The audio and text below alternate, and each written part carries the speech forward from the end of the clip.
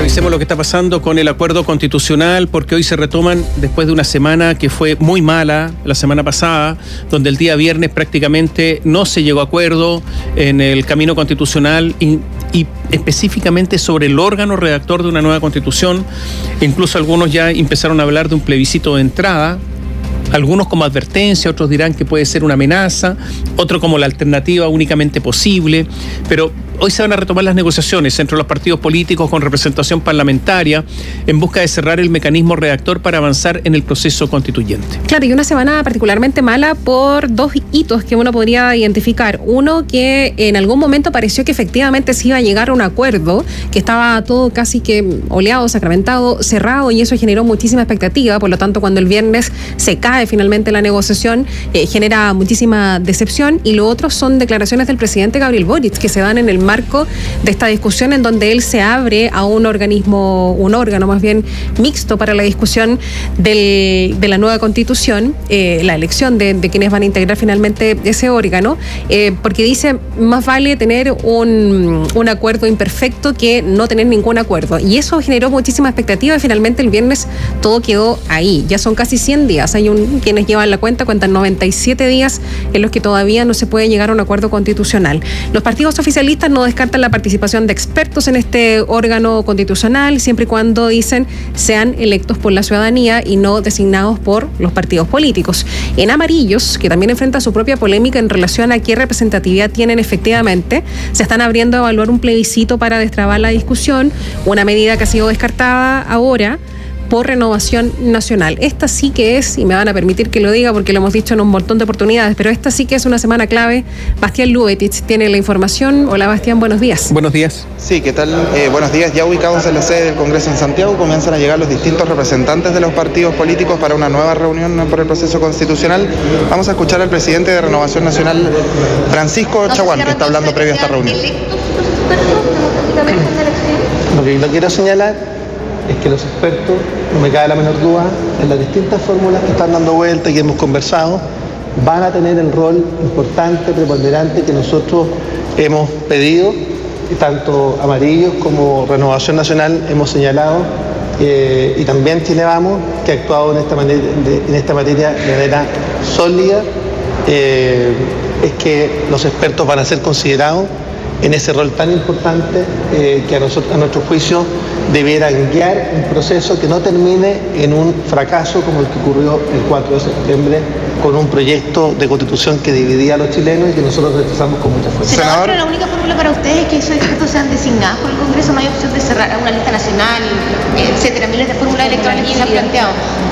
Lo que le quiero señalar es que los expertos que nosotros hemos planteado, que son fundamentales, no me cabe la menor duda que van a tener ese rol, y yo espero que las conversaciones que hemos tenido durante este fin de semana no logren justamente consolidar aquello, un órgano mixto que sea capaz justamente de darle tranquilidad, certeza y seguridad. Senador, por lo que escuchamos no hay avances respecto a la semana pasada. ¿La forma de elección de los expertos?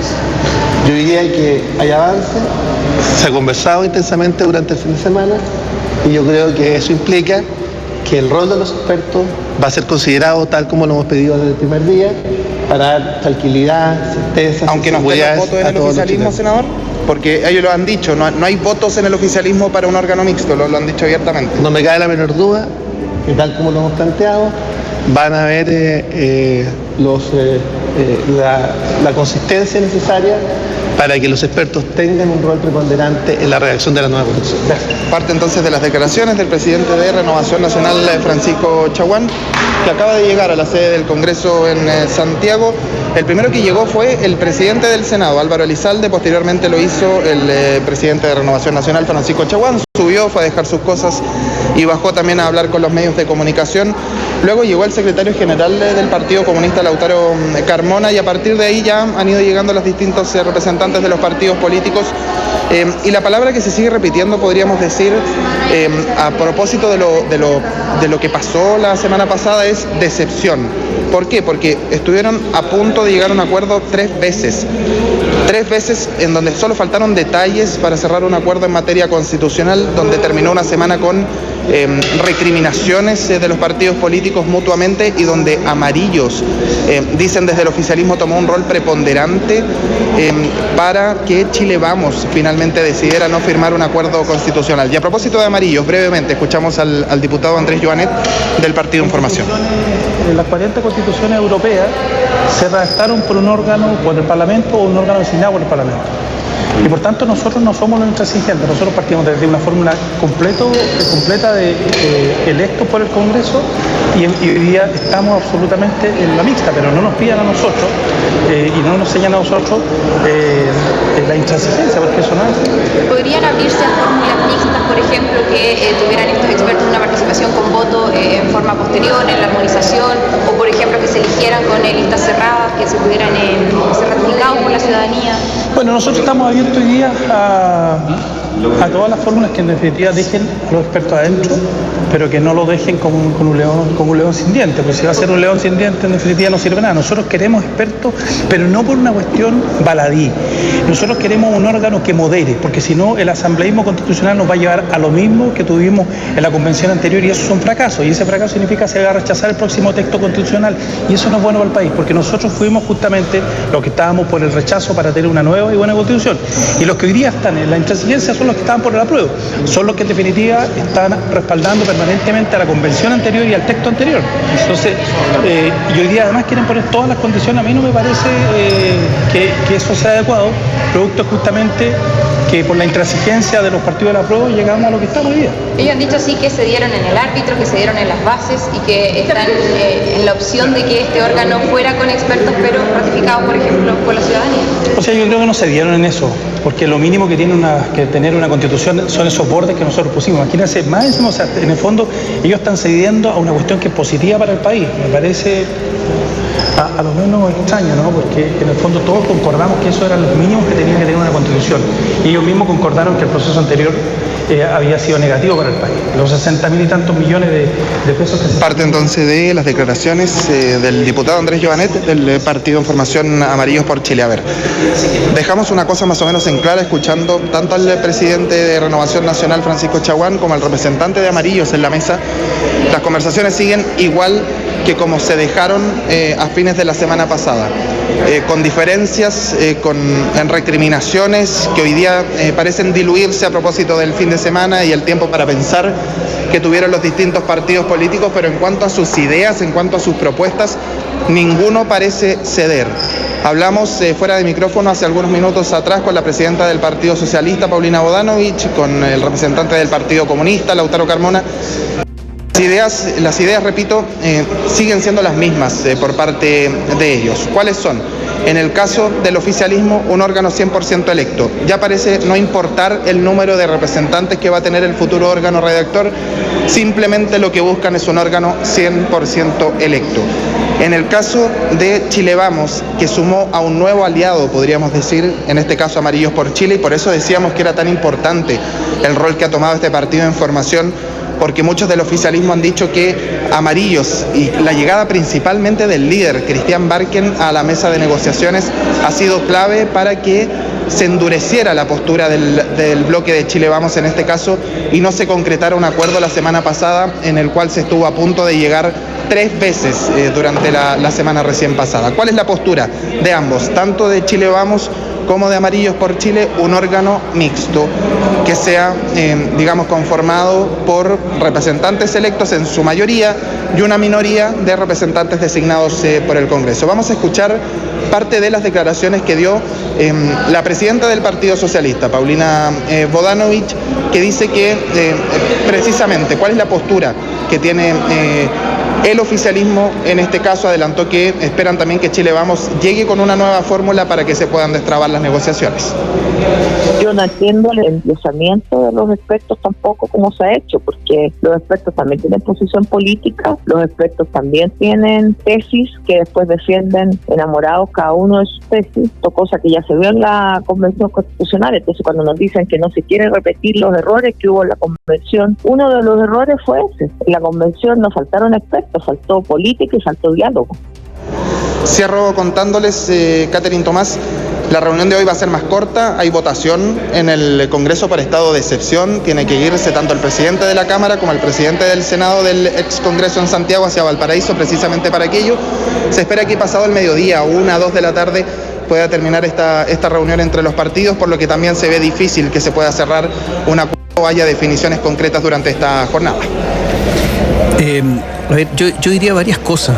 Lo primero, el papel de Amarillos, que ha sido un papel importantísimo, pese a que tiene un parlamentario, que es el diputado Jonet, claro, que ni siquiera fue cristiano, ¿no es cierto? Claro, que ni siquiera fue electo como parte del partido. No, porque no existía partido en ese tiempo. Exacto. De hecho, todavía no existe. Es un partido en formación, pero ha tenido una participación enorme.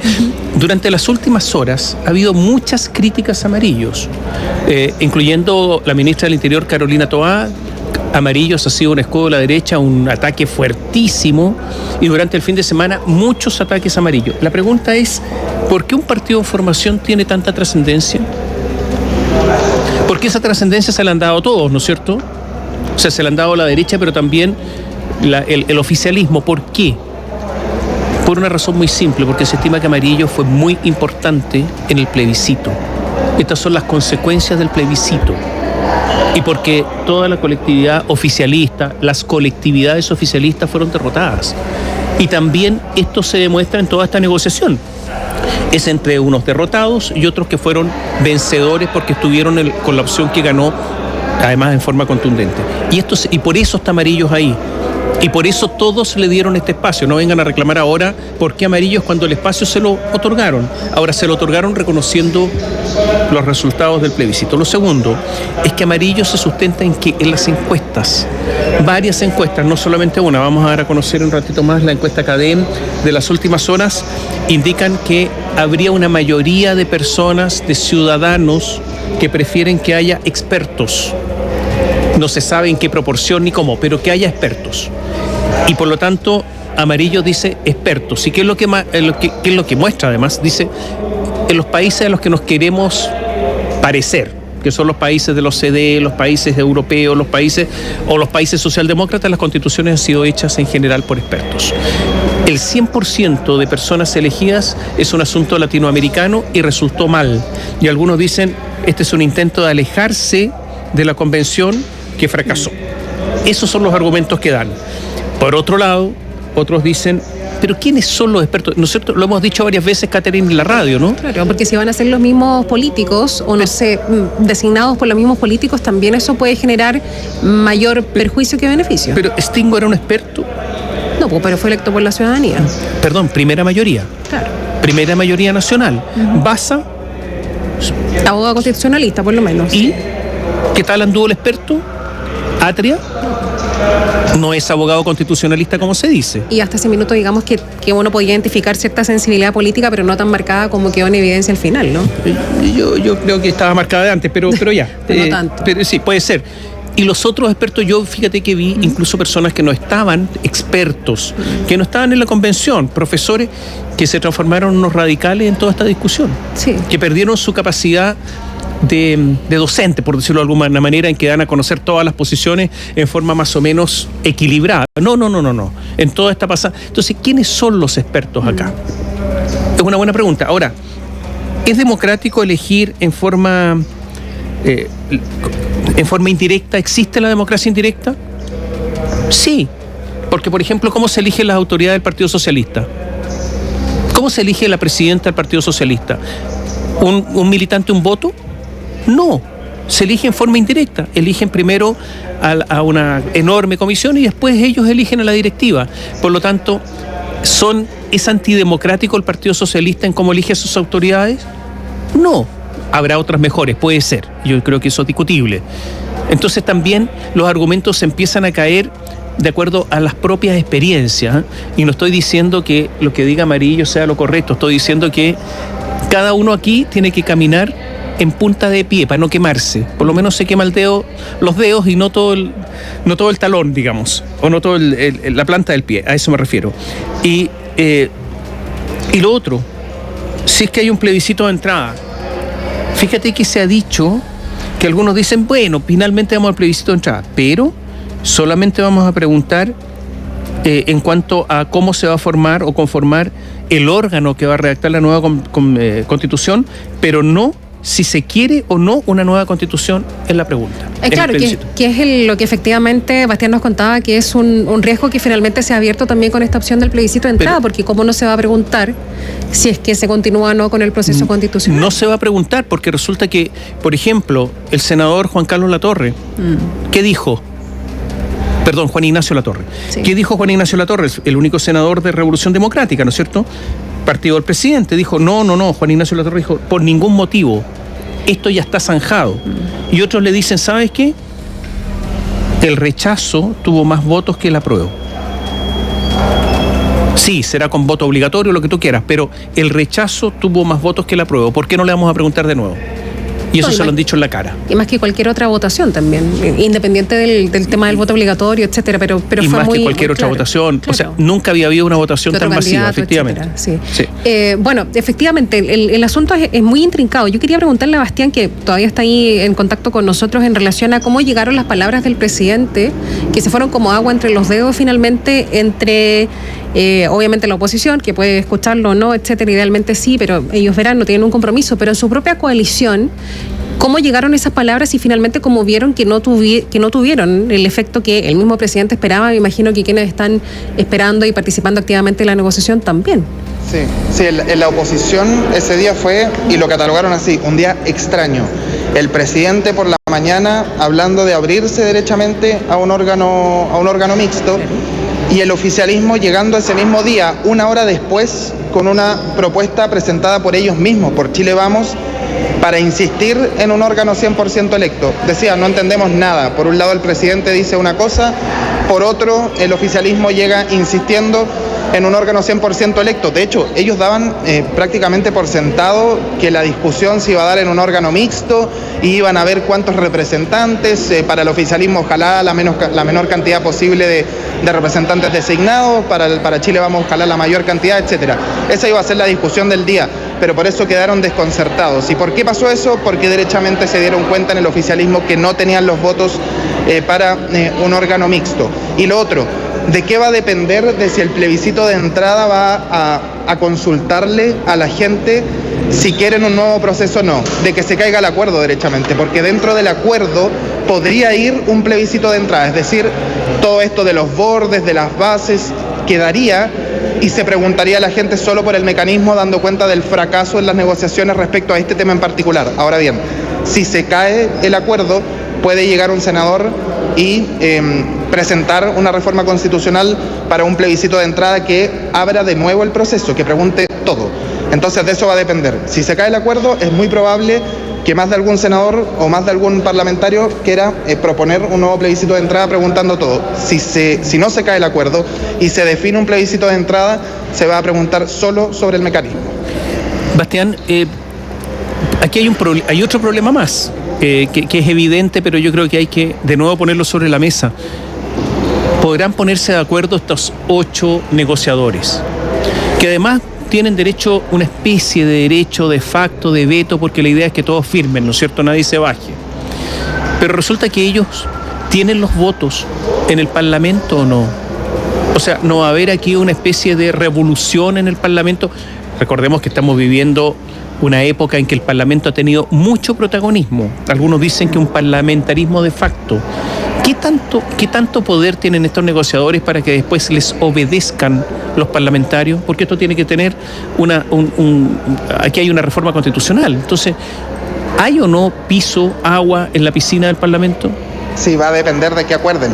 Por eso están tan estancados en las conversaciones, porque por un lado en Chile Vamos no van a ceder a un órgano mixto y en el oficialismo a uno 100% electo, porque prefieren que la discusión de la reforma constitucional en el Congreso sea meramente un trámite, es decir, que ya estén todos alineados más o menos en el acuerdo.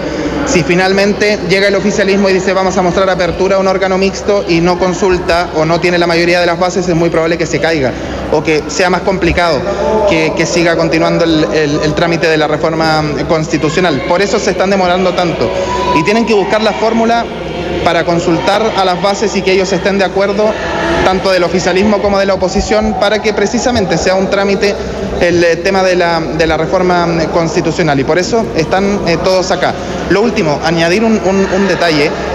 Ya se comienza a hablar, por lo menos en los pasillos, la posibilidad de dejar no fuera Amarillos por Chile, pero sí empezar a quizás no escucharlos tanto. ¿Por qué? Porque están viendo que tienen mucha influencia en las decisiones que ha tomado Chile Vamos. Ahora bien, por un lado se dice eso, por otro lado dicen que, tal como lo decía la ministra del Interior, Carolina Toa, es un escudo de Chile Vamos.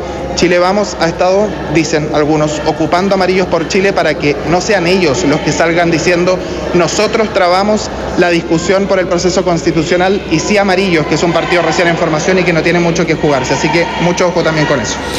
¿Quién ha sido el principal negociador de Amarillos? Algunos comentan que ha tenido un papel preponderante Žarko Lukšić, sí, ex-DC. Sí, Žarko Lukšić es el principal negociador de Amarillos por Chile, lo ha sido durante toda la mesa, pero ojo, nos dicen que apenas pisó la sede del Congreso en Santiago, el líder Christian Barken, comenzaron, para el oficialismo en este caso, las complicaciones con el proceso, y para Chile Vamos, por otro, la especie de alianza que están teniendo con el partido en formación. Žarko Lukšić ha estado en todas las negociaciones desde que se incluyó Amarillos. La semana pasada nomás llegó Christian Barken hasta este lugar, y ahí ya se comenzó a generar esta especie de polémica con Amarillos. Oye, y para terminar, el papel del presidente Gabriel Boric, él tiene... O sea, mira, Diego Ibáñez, el presidente de Convergencia Social, que es el partido del presidente, está en permanente contacto con el presidente Boric. Y por lo tanto, uno podría decir, le informa, pero también recibe instrucciones, finalmente del presidente de la República. ¿Qué tanta incidencia está teniendo Boric en la posición del oficialismo en el sentido de no ceder? A ver, lo que nos dicen a nosotros es que cada vez que se propone algo, los primeros en salir a hablar por teléfono son, primero, y lo vamos a decir así claramente, primero Diego Ibáñez, muy probablemente, dicen, para hablar con el presidente Gabriel Boric, o sea que mucha incidencia, y segundo, Renovación Nacional. ¿Por qué? Porque tiene muchos parlamentarios y muy divididos, entonces tienen que estar hablando a cada rato con cada uno de ellos para ver si están de acuerdo con lo que se ha propuesto. Mucha relevancia tiene el presidente Gabriel Boric, muy probablemente en las conversaciones, porque ya les digo, los que más salen a comunicar las decisiones que se toman son Diego Ibáñez, por un lado, el presidente del partido del presidente, y en este caso RN, que también tiene que ver con un tema de cómo se va a tramitar la reforma constitucional. ¿Podría haber una reunión en la noche o no? Es poco probable porque ahora se van a reunir hasta la 1 de la tarde, y es muy probable que esta reunión sea más bien para ver en qué pie quedan, que se tomen decisiones respecto a cómo va a continuar el proceso. Es muy poco probable que lo que no pudieron hacer en 12 horas, en 3 días consecutivos la semana pasada, lo pueden hacer ahora en 5 o 6, que se tienen que ir todos a la sede del Congreso, por lo menos los que son parlamentarios. Es muy poco probable que se reúnan hoy en la noche, pero sí altamente que lo hagan durante esta semana, por lo menos en Valparaíso también, donde van a estar todos los congresistas. Gracias, Bastián. Que estén bien, buen día. Igual tú, buen trabajo, buena jornada. En la jornada de hoy. Les hablamos acerca de la encuesta Plaza Pública CADEM, que tiene varias preguntas, entre ellas tiene que ver pregunta por el proceso constituyente. Dice que un 59% prefiere una convención mixta, esto es, personas expertas y personas electas, y un mayoritario 53% le gustaría que no supere los 50 constituyentes. Ahora, esto es notable, Catherine, porque resulta que si son 50 constituyentes y además hay expertos dentro de esos 50, los libremente elegidos, según esta encuesta, lo que quiere la gente serían pocos. Claro, 25, por eso es que se habla de la idea esta de las listas cerradas, ¿no? Que vayan 25 personas en cada lista, en este caso, hipotético obviamente, para que sean electas así a nivel nacional. En tanto, en caso de que se acordara una convención mixta, 41% prefiere mitad de experto y mitad de electo, 50 y 50. 33% prefiere una opción donde la mayoría fueran expertos y un 22% una con mayoría de electos. Y al mismo tiempo hay un 23% de estos encuestados que está por una convención que no se demore o que no tenga más de 3 meses y un 33% hasta 6 meses. A ver, es en estas encuestas en las que se apoya Amarillos. O sea, Amarillos cree que tiene un apoyo popular o ciudadano en su postura justamente por este tipo de cifras. No es la única encuesta que señala esto, en que la gente prefiere, la gente no quiere alejarse de la convención pasada. Por eso cree la gente que con expertos el asunto andaría mucho mejor, y es notable que un 41% prefiere la mitad y mitad, y un 33% incluso prefiere que fueran la mayoría expertos. Y eso, naturalmente, que Amarillo lo fortalece. Pero hay una razón más por la que Amarillo, Catherine, tiene toda esta incidencia. Y yo diría que, ¿tú te acuerdas que para la campaña del plebiscito, la derecha se escondió? ¿Te acuerdas? Claro, su grande rostro. Se escondieron. Claro. O su último candidato presidencial también. Exactamente. No habló nadie. ¿Quiénes hablaron? Amarillo. Amarillo hicieron una campaña pública muy frontal. Y por lo tanto, hoy día tienen ese rédito. Porque en política esto es así. Entonces, claro, en la oposición dicen, bueno, pero ¿dónde están estos señores? Sí, lo que pasa es que participaron en una campaña fuertemente, y resulta que obtuvieron el resultado que obtuvieron junto con otros, porque no son los únicos. Y ahora tienen esta incidencia muy, muy clave que se está teniendo. Ahora yo diría que vamos a ver qué pasa hoy día. Son capaces de sacarlo a la mesa. Claro, porque están molestando mucho. O sea, los dejan puerta afuera, le cierran la puerta en la cara. ¿Tú sabes a quién sacaron el otro día, no? El viernes. ¿A quién? A Jimena Rincón. A Jimena Rincón le dijeron para afuera y no le permitieron seguir a las reuniones por ese momento. No digo que vaya a ser un veto permanente. Por lo tanto, esto ya está, ya empezó justamente para intentar llegar a un acuerdo. Bueno, ese día pasó de todo. Algunos se pararon y se fueron también porque ya era tarde en la noche y no pasaba nada finalmente con la discusión que, como decía al comienzo, parecía que iba a terminar ese día, ¿no? Que estaba listo y no pasó. ¿Tú te refieres a Natalia Pergentili? Natalia Pergentili, del no, PP. pero ella se enojó, tomó sus cosas, se fue, hizo declaraciones. Claro. Sí, estás muy, muy enojada. Ya. Oye, solo para cerrar el tema de Amarillos, porque, bueno, se habló mucho durante el fin de semana, columnas, etcétera, en relación a quién es, las declaraciones de la ministra Toá, que tú mencionabas hace un momento, en relación a que ellos son un escudo de la derecha.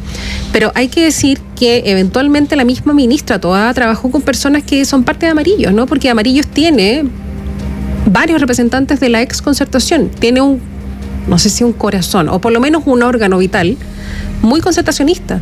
Y eso no se reconoce actualmente, se le ve como que es de derecha o se le intenta catalogar de esa forma, pero tiene, y el poder que tiene también pasa por eso, lo mismo que se le alega para desacreditarlo, ¿no? El que no tiene diputados, que no tiene parlamentarios, que no ha enfrentado elecciones, que no tiene poder político, etcétera, lo mismo lo enaltece, ¿no? Porque de dónde viene finalmente todo ese poder que han tenido y que sigue presente y que lo siguen manifestando a diario. Muchos podrán decir que el viernes lo que pasó fue en gran parte por Amarillos. Bueno, es que lo que pasó, Catherine, y yo creo que en el oficialismo no se ha tomado nota del tema en su real dimensión, sí, es la enorme derrota del 4 de septiembre. Claro. Porque si no, Amarillo existiría. No, sería una oposición, pero no estarían discutiendo nada. Se estaría aplicando la nueva Constitución, ¿no?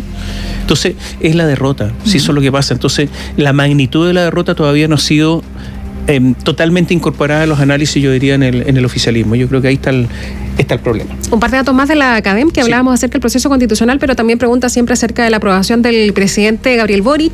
Sube 2 puntos esta semana. El presidente llega a 31% que aprueba su gestión y 65% que desaprueba la gestión del presidente Gabriel Boric.